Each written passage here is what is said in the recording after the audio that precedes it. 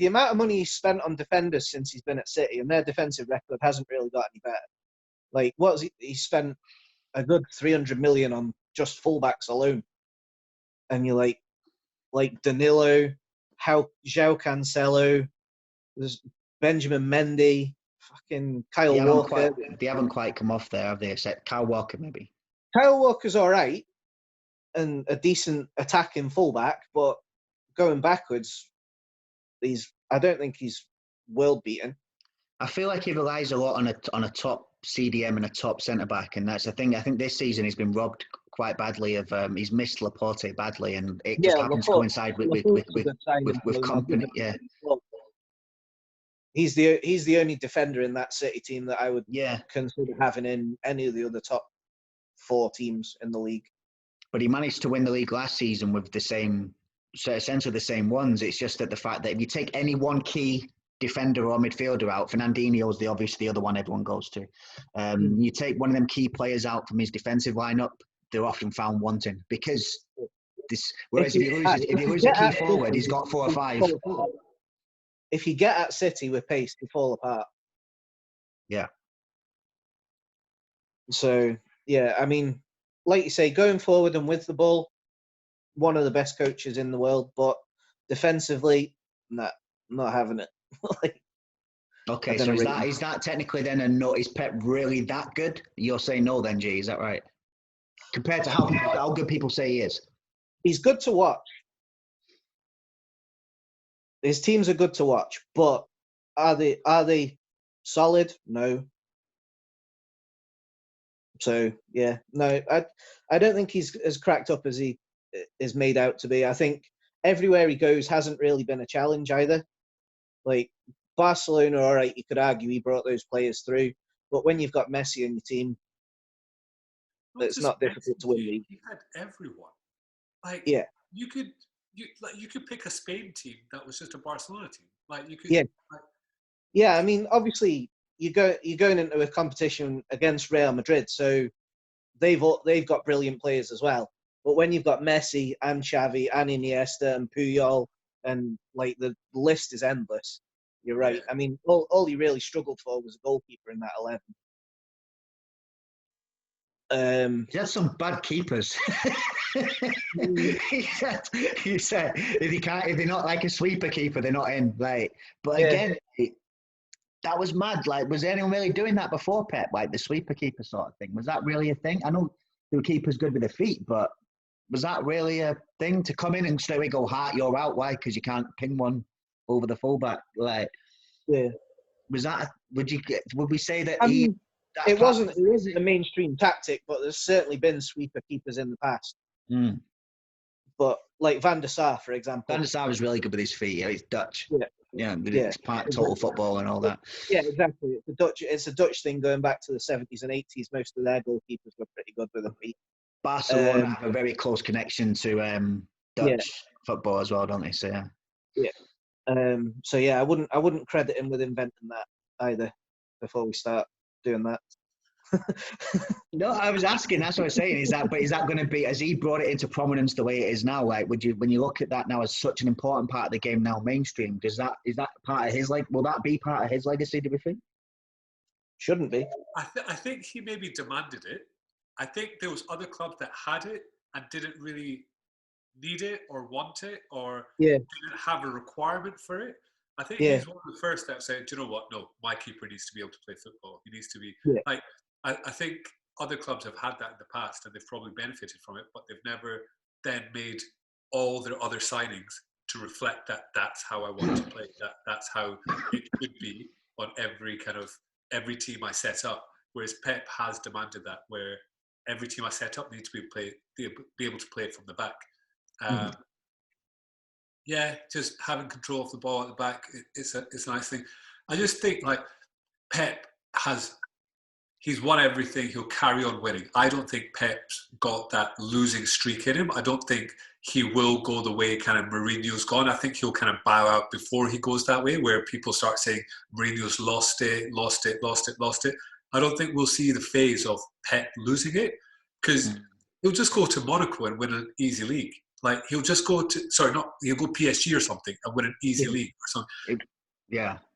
I just think that Pep knows how to win league, but he goes to places where he's got a cushy gig. He's not done a Leicester. He's not done Ranieri and taken Leicester to win the league. He's not like even that Sheffield United boss. He's not done anything like that either. Where they're like, you know what? Actually, let's have it. Like he has gone to a cushy gig. He's his bed's already made. He just goes there and does what he does.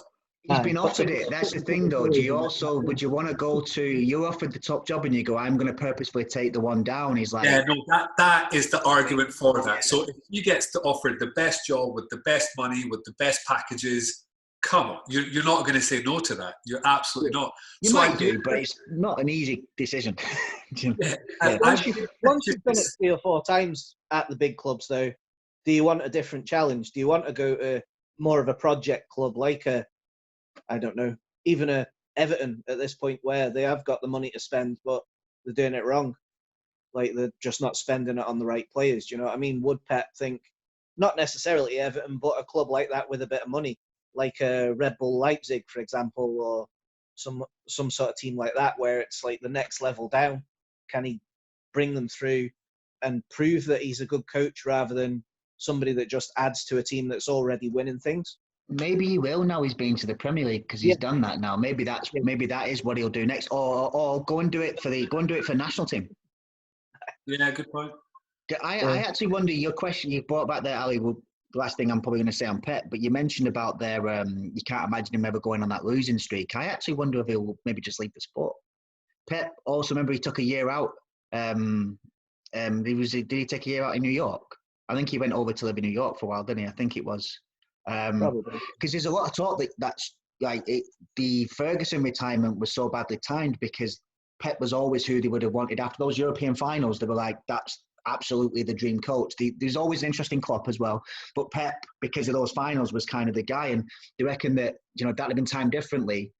But by the time Ferguson came to that decision, which happened quite quickly, he wasn't planning at the start of that season to retire at the end of that season.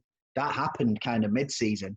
And it just happens to coincide with Pep being on his, I'm having a massive 2-year break from football, which is, but then the point I'm making is because Pep did that, I'm wondering if Pep was to I feel like Pep has to be entirely in love with a project, otherwise he can't be arsed with it. Like, I feel there's that kind of all or nothing. Was that not the name of their documentary, actually, All or Nothing? Yeah. I remember. I feel like he has to be that guy. And I reckon, I wouldn't be surprised, right? Here's a mad random prediction. If Pep ended up coaching in a different sport. Wow. And that's how he might prove it. What sport would you be interested in? He might go to the States. Go coaching. He obviously liked it out there, didn't he? He was there for a while. What if he went over there and went, I'm going to coach and I'm going to coach a different way? I feel Pep's kind of about experiences and the richness of life and things like that. I actually wouldn't be surprised if somebody with his kind of mentality, same way that Cantona decided he was going to be an artist, but I just choose a different way of life and go, do you know what? I've done it. You can't ever take this away from me. Now I'm going to go and do it in something else. Well, I suppose the only other sort of previous example of that was it Clive Woodward, the England rugby coach? Did he not take over at Southampton for a little while? So he did, actually. That's a good point. Yeah. So, I mean, there is a precedent for it, but pulled that one out there, G. It wasn't a great precedent, though, was it? So exactly. Wins the World Cup. Well, I don't know. I've always had that. I think with Pep, there's a little bit of a mystique there. I think I just think he's such an interesting personality that I think he might actually fall out of love with the game, but not fall out of love of his passion for excellence and channel it into something else. Do you actually like him? Do you think you could go to the pub with Pep? Like, do you actually like that person? I wouldn't go to the pub with Pep, but I'd sit there and be like, I'd go to a lecture and listen to his mentality and how he does things. I'd learn from Pep. Would I want to hang out with him? He probably would be like a bit of a buzzkill, wouldn't he? He'd criticise you for drinking your pint wrong or something. At the right angle. Do you know what I mean? Yeah. You didn't.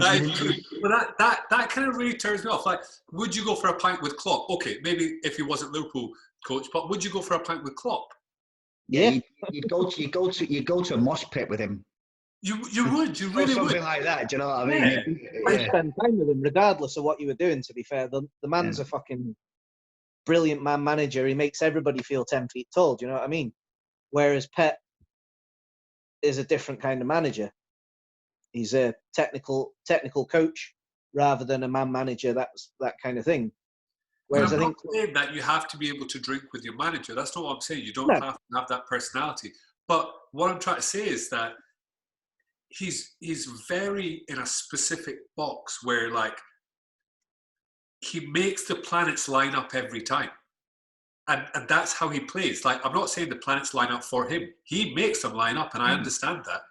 But that kind of, you know, when there's just no, I don't know, there's no va-va-voom, is there? Well, there is, but there is, I don't know. Do you know what I think with that comparison of those two? I mean, we obviously will get into Klopp as well. I think with those two, right, I feel like they're almost yin and yang, in terms of their approaches, right? But I feel like they're both elite at what they do, and I feel they both have followers. People were going to probably align more to one than the other because of those clear differences. But I feel like they are both absolute, them two have become absolute elite at what they do. And I feel like Pep has such a following because people that see the game that way, he's just incredible at it. So, yeah, this is exactly why I'd be like, is anyone better at that style of football than him? And you look at the Dutch coaches. I mean, Van Gaal was kind of that guy for a while, different. But the idea of that Dutch, it's like Catalan philosophy that comes from that way of football comes from that country and from that region and that way of playing. I don't think anyone's better at that style of football and that style of almost that scientific approach to management than Pep. And Wenger was the best that we'd had in this country at it, I think. I think Pep... He's another one that can't coach a defence as well, eh? They just don't give it the same... They don't believe that it's built on that. It's just, that's the thing. Right? We have such a thing that's built on that. They just don't see it that way. They see it's built on. But I think Pep is the best of his type, and he will go down as the best of his type through what he's the best to watch. He's won the most. Those two things are going to be there, right? He's the best to watch. He's won the most. All the other arguments will constantly go around about how he did it and how he got there and the backing he had. But for me, he'll go down as the best of his type. And I don't think anyone will be able to take that away from him. And I say that as a United fan that, would have loved him to have come to United at that time. But he didn't. He went to City and he's done great. But his Barcelona team is still the best thing I've watched. I watched them take the United team that I follow apart twice and I couldn't get angry. It was that good. You just had to go. It was amazing. I'm upset about it, but I'm not as upset because I can't argue anything that happened on that pitch in those two games. It was a masterpiece. Pep coached that team. You can argue with the players he had, but he coached that team. So here's the. This is going to be my last point on Pep because I think we could talk about Pep and everything. Just to the point where he's Klopp's yin and yang. I think both of them would want a bit of each other. I think both of them. I think Klopp would be like, "Oh, I wish I just had that kind of intensity with or maybe he does, but." And I think Pep would really want, "Oh, I wish I had a bit more of the Klopp factor." I think they both have something that's very unique and they both want each other's kind of... Now, what one's easier to develop? Which one? If you were to kind of make a manager in a lab, which one would you be able to make? That's an interesting gun, Jay. I'll let you crack at that one first. Yeah, you were dying to jump in. Well, because you can't teach personality, and Klopp's personality is what makes him such a good manager. Whereas Pep doesn't really have a personality. Could you teach the science that Pep has? So just like you were saying, Mikey, that you would go to a lecture that Pep was delivering on his science. Could you teach that science to someone? Say you are creating a manager in a lab, which who knows, in 50 years' time, that's maybe what we're going to be doing, just having robots manage teams or whatever. But if that's the way it went, you'd be able to recreate a Pep and his kind of ticky-tacky football or whatever, whereas the whole kind of making people feel great, like making people truly believe that they're great players when they probably aren't, is probably something you cannot teach. And that's what Ferguson Okay, yeah.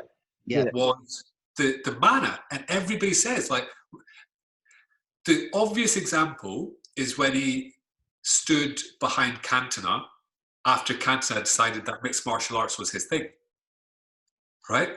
Like, that is the obvious thing where people are like, this guy is like, you just can't. So Ferguson, his man management got him everything.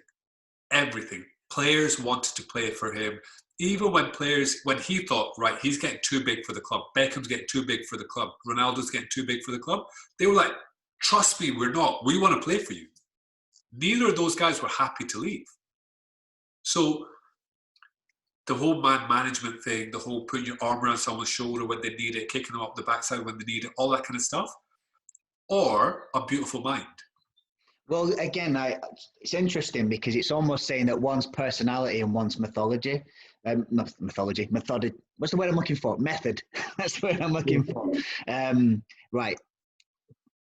Going to play devil's advocate on both points there. So first of all, then, any person with incredible people skills then can be an elite coach, if that's the key thing. So any one of us who's got incredible sales or management or obviously leadership-based skills could possibly put that into football. That'll be one side. The other side of that,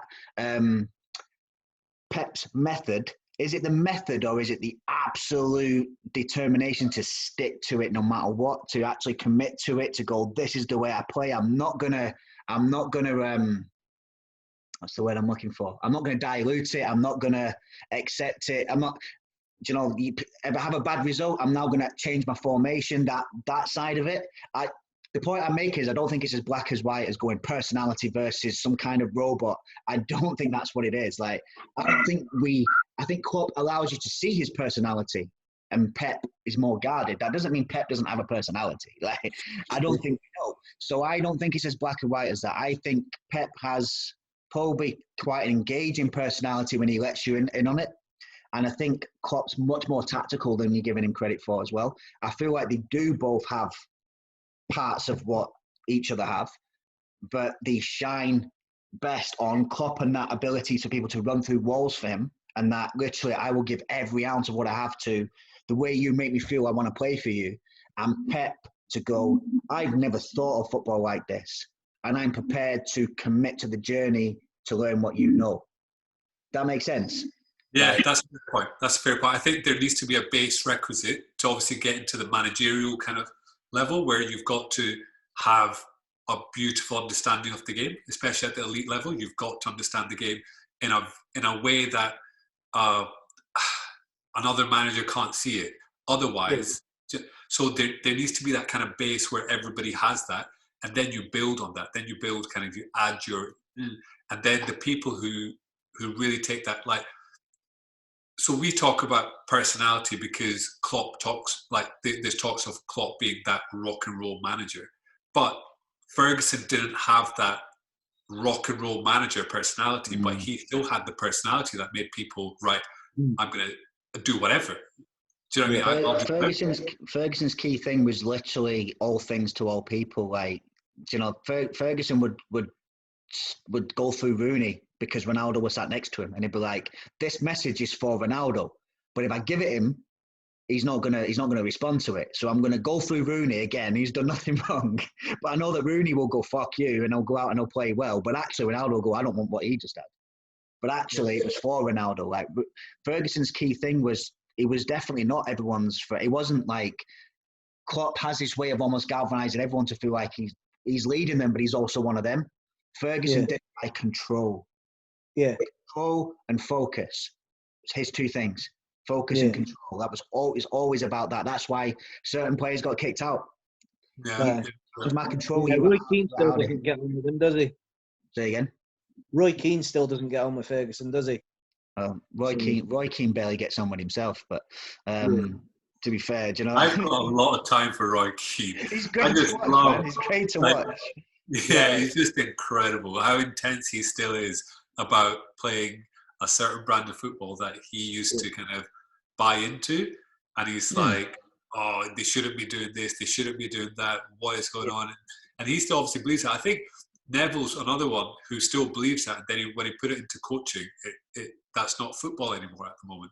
And it probably is for some clubs, but majority of clubs, that's probably not football anymore. But I love how Roy Keane is still holding on to that. Like, that's my thing, and nothing will ever change me. I love that. As football evolves, that chip just gets bigger, right? Do you know what I mean? It's just like him and Graham Souness, you know what I mean? And Jose Mourinho coaching them. Do you know, Flintstones made football. Do you know what I mean? They just, you know what I mean? They just have such a way of going. It should be that, and yeah, the game's going to go a different direction because of guys like Klopp and Pep.